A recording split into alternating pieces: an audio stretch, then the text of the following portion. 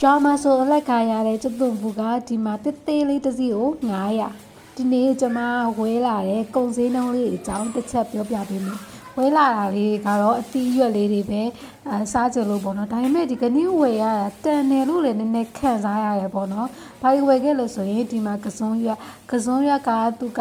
တစည်းကို900တဲ့ဒါပေမဲ့ဒီစီးကကြီးရလို့ပြောရမယ်အရင်ကဆိုလို့ရှိရင်ကစုံရွက်တစည်းကို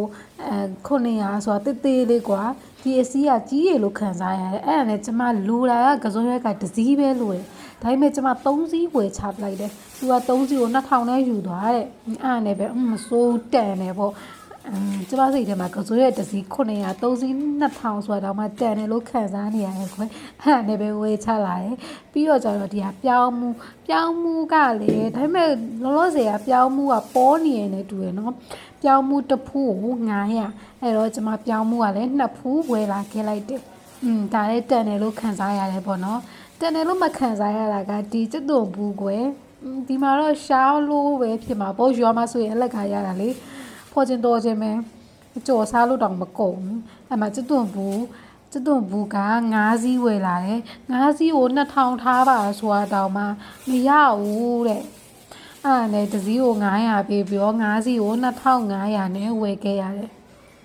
ဆိုတော့မဆိုးပါဘူးအပြေစားတွေဝယ်စားရတတ်စားလို့ရှိရင်တော့ကိုယ့်ကိုယ်ဝယ်ကြော်စားလိုက်တာကိုစားချင်ရစားရတယ်ဆိုတော့တန်ပါတယ်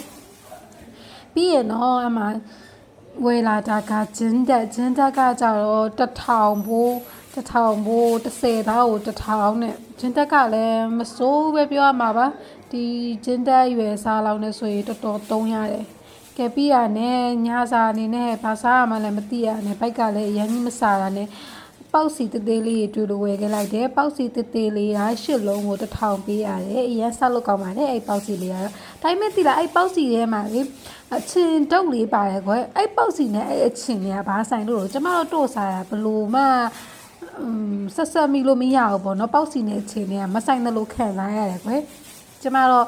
ပေါက်စီဝယ်လို့ရှိရင်အချင်းတို့ကတခါလေမထည့်ပေးနဲ့လို့ပြောလိုက်တယ်အခုတခါမှတော့မေ့ပြီးတော့သူထည့်ပေးတဲ့အတိုင်းပဲယူလာလိုက်တယ်ဒါပေမဲ့မစားပြစ်ပါဘူးပေါက်စီနဲ့အချင်းနဲ့ကိုကျမမလိုက်ဘူးလို့ခံစားရလို့ပါ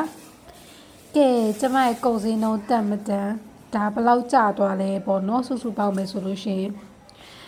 ရှင်တို့စီမှာရောဘယ်လိုမျိုးကုန်စည်နှုန်းရှိလဲကစုံရတစ်စီကိုဘယ်လောက်ပေးရလဲပြောင်းမှုတွေဘယ်ဈေးဖြစ်နေပြီလဲကျုပ်တို့ဘူးရောအလက်ကစားရလားဒါမှမဟုတ်ရင်ကျုပ်တို့ဘူးဘယ်လောက်ပေးရလဲကျမကတော့ဒါမနေ့ကျရင်ကစုံရက်ကိုလည်းကြော်စားပါမယ်ပြောင်းမှုကိုပြုတ်စားပါမယ်ပြီးရင်တော့ကျုပ်တို့ဘူးလေးကိုတော့ကြော်စားကြလို့ဝယ်လာတာပါဒီကျုပ်တို့ဘူးက9စီးတာပြောတာကြော်လိုက်ရင်ဘာမှရမှာမဟုတ်တော့ကြော်လိုက်ရင်ကြုံတော့မှာလေအဲ့တော့ကျုပ်တို့ဘူးကိုလည်းကြော်စားပါမယ်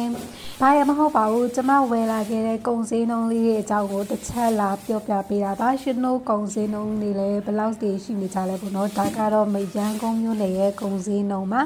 အစုံတည်ကြည့်ရှုပေးလို့ကျေးဇူးပါဘိုင်